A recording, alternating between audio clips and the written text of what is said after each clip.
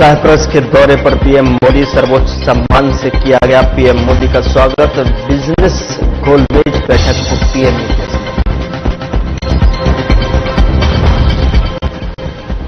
नई दिल्ली में आपदा प्रतिक्रिया बलों का सम्मेलन, केंद्रीय गृह मंत्री अमित शाह हुए शामिल। केंद्रीय गृह मंत्री अमित शाह ने किया संबोधन। दिल्ली की सीएम रेखा गुप्ता का बयान, डबल इंजन सरकार के कार्यों को गिनाया, पिछली सरकारों पर भी कसा तंज।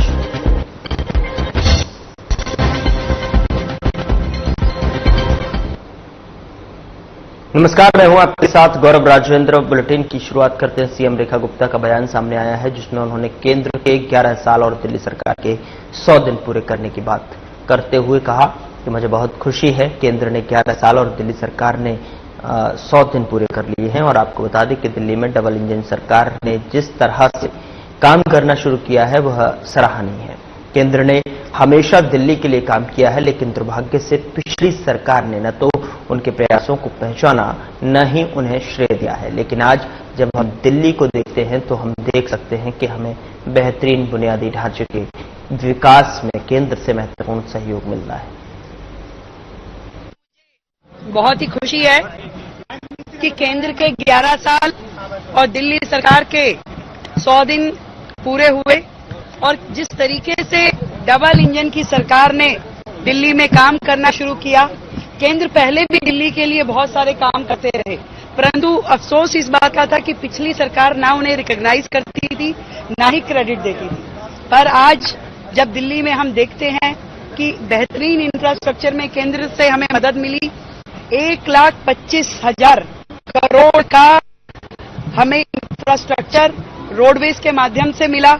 इसी तरीके से आयुष्मान जैसी बड़ी योजनाएं जो पहले दिल्ली में लागू नहीं थी, उसमें हमें पूरा केंद्र का सहयोग मिला। हमने आरोग्य मंदिर खोले, हमने एक एक चीज, यहां तक कि जो लैंडफिल साइट्स हैं उसमें भी अमृत 2 के माध्यम से केंद्र ने फंडिंग की। हर प्रोजेक्ट में केंद्र कंधे से कंधा मिलाकर के दिल्ली के साथ में काम पहले भी करता रहा है, अब भी कर रहा है। पर फर्क इतना है कि केंद्र के 11 साल और अब दिल्ली के 100 दिन मिलकर एक और एक 11 जैसा फील होता है, इकट्ठा लगता है, संगठित लगता है, कोई एक दूसरे को कोस नहीं रहा, सब मुस्कुराते हुए काम कर रहे हैं। दिल्ली की जनता की जो अपेक्षाएं हैं, जो उम्मीदें सरकारों से होती है, वो अब डबल गति के साथ में आगे चल पा रही है। और अभी तो ये शुरुआत है। मैं समझती हूँ कि आगे आगे और अच्छे प्रोजेक्ट्स पे काम होगा। दिल्ली में जितने भी टारगेट्स हम लोगों ने लिए हैं, चाहे वो वायु प्रदूषण से लेकर है, चाहे यमुना सफाई का है, कूड़े के पहाड़ का है, इंफ्रास्ट्रक्चर का है, जल और बिजली का है, हर चीज पे बेहतर काम हो पाएगा और ट्रिपल इंजन की सरकार अपनी पूरी परफॉर्मेंस देगी। सीएम रेखा गुप्ता का बयान सामने आया है, जिसमें उन्होंने कहा कि लुधियाना के ऋषिनगर में जो जनसैलाब और उत्साह देखा, उसने साफ कर दिया है कि पंजाब की जनता अब बदलाव चाहती है। यह उपचुनाव सिर्फ एक राजनीतिक घटनाक्रम नहीं, बल्कि बदलाव का बड़ा संकेत है। पंजाब की सरकार आज उन नेताओं की कठपुतली बनकर रह गई है जिन्हें दिल्ली की जनता ने पूरी तरह से खारिज कर दिया था। आम आदमी पार्टी ने दिल्ली की जनता द्वारा नकारे गए लोगों को पंजाब पर थोप कर यहां की जनता के साथ विश्वासघात किया। भारतीय जनता पार्टी की वह पार्टी है जो कि पंजाब को ही विकास, रोजगार और कानून व्यवस्था की गारंटी दे सकती है। भाजपा का संकल्प है पंजाब की मिट्टी, संस्कृति और सम्मान की रक्षा करते हुए हर वर्ग के उत्थान के लिए काम करना।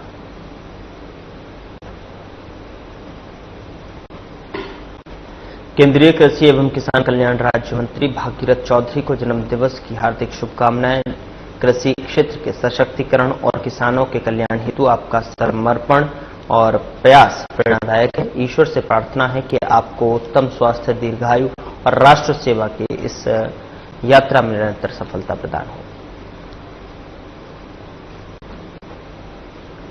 सीएम रेखा गुप्ता ने कहा कि पंजाब आगमन पर फतेहगढ़ साहिब जिले के सरहिंद में बीजेपी युवा मोर्चा के पदाधिकारियों और कार्यकर्ताओं से मिले आत्मीय स्वागत और प्रेम और सम्मान हेतु मैं हृदय से आभार व्यक्त करती हूं। आप सभी का राष्ट्र सेवा के प्रति समर्पण, संगठन के प्रति निष्ठा और ऊर्जा अत्यंत प्रेरणादायी है। माननीय पीएम नरेंद्र मोदी जी के नेतृत्व में हम सभी मिलकर विकसित भारत और सशक्त पंजाब के संकल्प को साकार करने के लिए पूर्णतः प्रतिबद्ध हैं।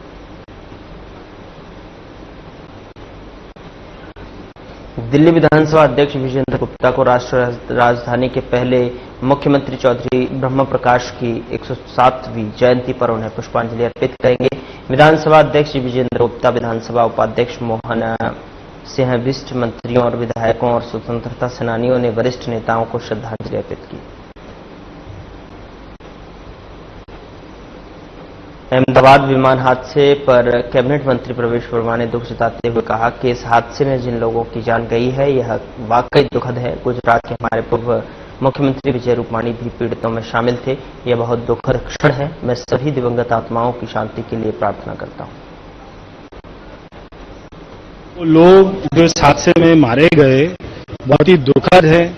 हमारे गुजरात के पूर्व मुख्यमंत्री वो भी हादसे का शिकार हुए, बहुत ही दुख की बात है और मैं सभी दिवंगत आत्माओं के लिए शांति के लिए प्रार्थना करता हूं।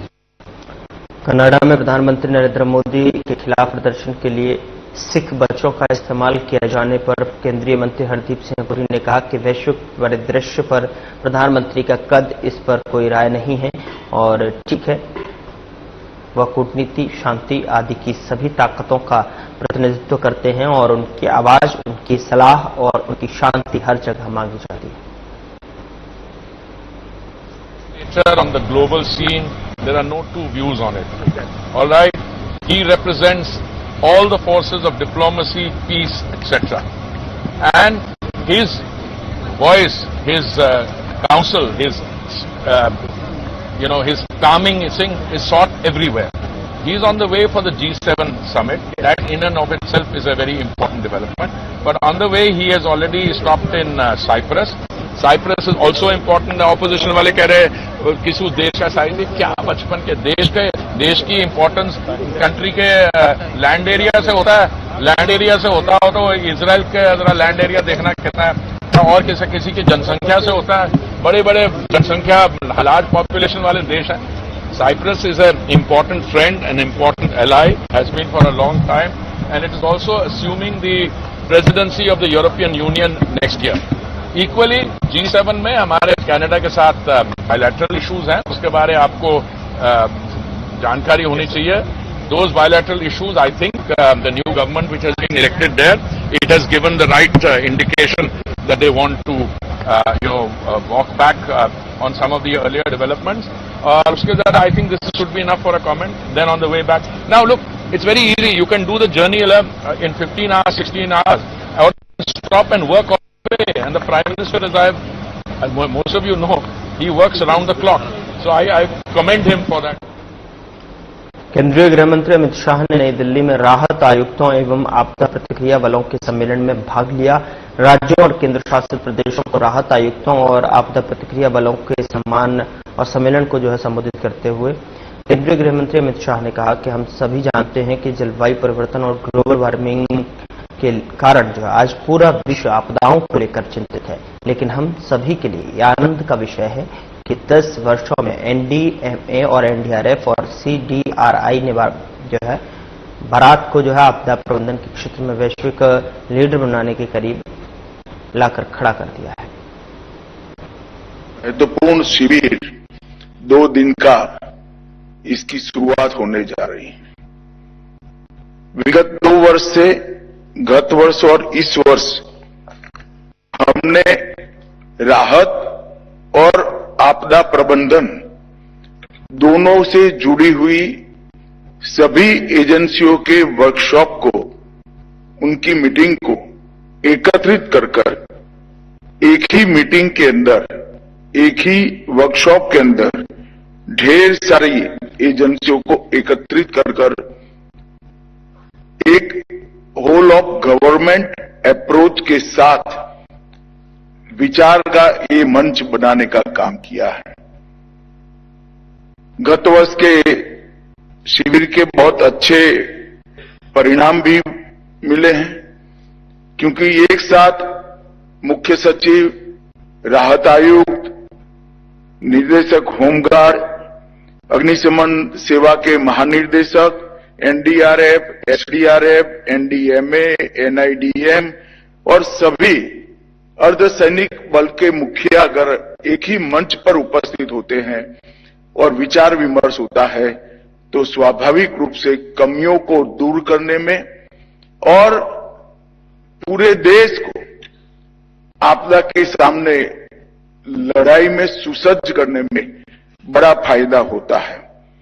मल्टी स्टेक होल्डर अप्रोच और इंटर एजेंसी कोऑर्डिनेशन, ये दोनों बहुत अच्छे तरीके से हो पाता है और मैं मानता हूं कि ये परंपरा को और सुदृढ़ करना चाहिए। आभासी तरीके से इसमें हर बार कुछ न कुछ जिलों को और कुछ न कुछ आपदा के दृष्टि से संवेदनशील तहसीलों को भी जोड़ने की परंपरा एक बार शुरू करनी चाहिए, जिससे राष्ट्रीय स्तर पर जो विचार होता है वो धीरे धीरे जिला और तहसील स्तर पर भी परकोलेट करने में हमें सहायता मिले।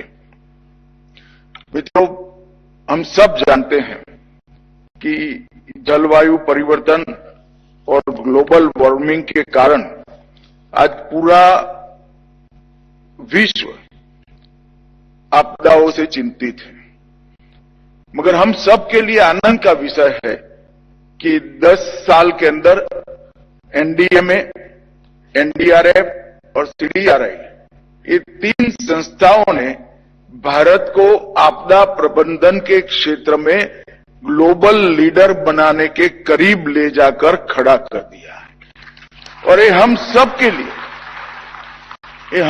के लिए बड़ा आनंद का विषय। एनडीएमए ने नीति विषयक संरचना करना, शोध कार्य करना, अनेक प्रकार के अभ्यास के लेखों को लोगों तक पहुंचाना, कई एप्स बनाना और ओवरऑल कोऑर्डिनेशन नीति विषयक विषयों का एनडीएमए ने बहुत अच्छा किया है। और एनडीआरएफ की मैं बात करता हूं तब मेरे ही विभाग के तहत काम करने वाला संगठन है, मगर मैं बेझिझक होकर कह सकता हूं कि पूरे देश में एनडीआरएफ ने अपनी एक छवि बनाई है, ख्याति भी अर्जित की है और सम्मान भी प्राप्त किया है। और एनडीआरएफ के संरचना में एसडीआरएफ का भी बहुत बड़ा रोल रहा है। एसडीआरएफ के जवानों को एनडीआरएफ के तर्ज पर ट्रेन करने के लिए भी एनडीआरएफ ने बहुत बड़ा काम किया है। और जब मैं कहता हूं कि भारत ग्लोबल लीडर बनने के कगार पर है, तब हमने वैश्विक स्तर पर भी सीडीआरआई के माध्यम से ढेर सारी प्रसिद्धि भी प्राप्त की है और स्वीकृति भी प्राप्त की है। मित्रों, ये 10 साल के अंदर डिजास्टर रिस्पांस के लिए ये दशक जो है बड़ा परिवर्तनकारी दशक माना जाएगा। जब भी भारत के डिजास्टर रिस्पांस का इतिहास लिखा जाएगा, ये 10 साल संक्रांति काल के 10 साल के रूप में इतिहास को इसको नोट करना पड़ेगा। ये 10 साल में क्षमता, गति, दक्षता और सटीकता, ये चारों क्षेत्रों में हमने बहुत नोंधपात्र सिद्धियां हासिल की है। हमने न केवल क्षमता को बढ़ाया है, इसको संवर्धित कर सातत्यपूर्ण तरीके से तहसील तक पहुंचाने का काम किया है। हमने गति का भी ध्यान रखा है, क्योंकि डिजास्टर मैनेजमेंट के किसी भी काम में गति का बहुत महत्व होता है। समय पर डिजास्टर मैनेजमेंट का काम होना। उधर पीएम मोदी ने अपने साइप्रस दौरे के दौरान जो है बिजनेस गोलमेज बैठक को संबोधित किया। रिसीव करने के लिए आए थे। बिजनेस लीडर के साथ इतना बड़ा राउंड टेबल उन्होंने ऑर्गेनाइज किया, मैं इसके लिए बहुत आभारी हूं। उन्होंने मेरे लिए और हमारी पार्टनरशिप के लिए जो सकारात्मक विचार रखे हैं, मैं इसके लिए भी आपका हृदय से बहुत बहुत धन्यवाद करता हूं। फ्रेंड्स, 23 वर्षों के बाद भारत के प्रधानमंत्री का साइप्रस में आना हुआ है और सबसे पहला कार्यक्रम बिजनेस राउंड टेबल का हो रहा है। ये एक संकेत है कि भारत और साइप्रस के संबंधों में आर्थिक जगत से जुड़े लोगों का कितना महत्व है। आपके विचारों को मैंने बहुत गौर से सुना है।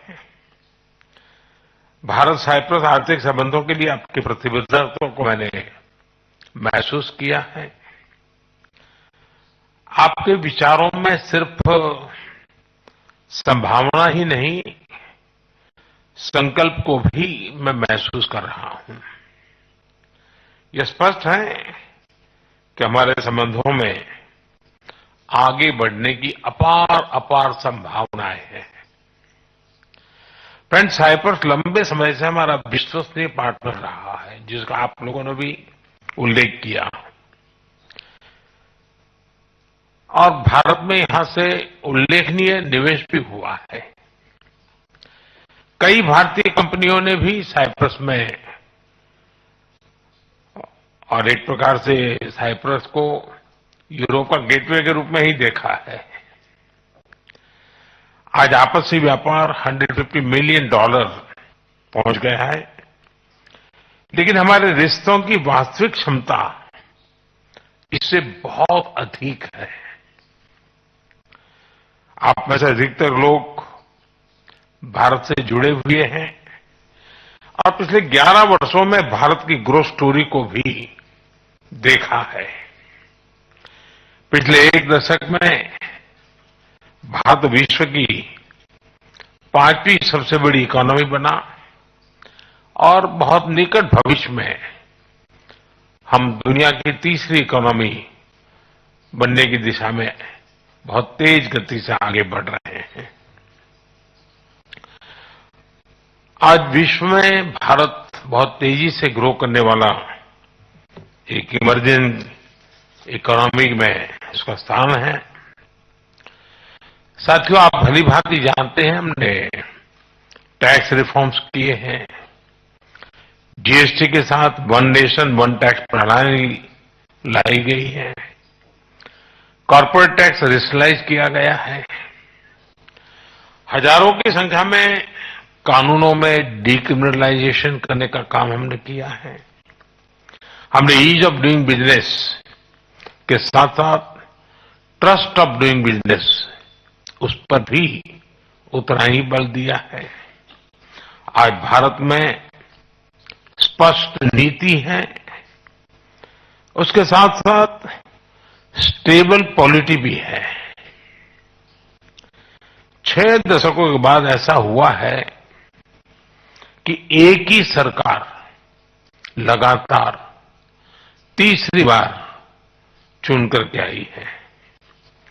भारत की डेमोग्राफिक डिविडेंड और टैलेंट से आप भली भांति परिचित हो और आपकी बातचीत में भी इसका जिक्र हुआ है। पिछले 10 वर्षों में डिजिटल रिवॉल्यूशन आया है। फाइनेंशियल इंक्लूजन एक मिसाल बना है। यूनिफाइड पेमेंट्स इंटरफेस यानी यूपीआई के माध्यम से आज विश्व का 50% डिजिटल ट्रांजैक्शन भारत में होता है। फिलहाल बुलेटिन में इतना ही। नमस्कार।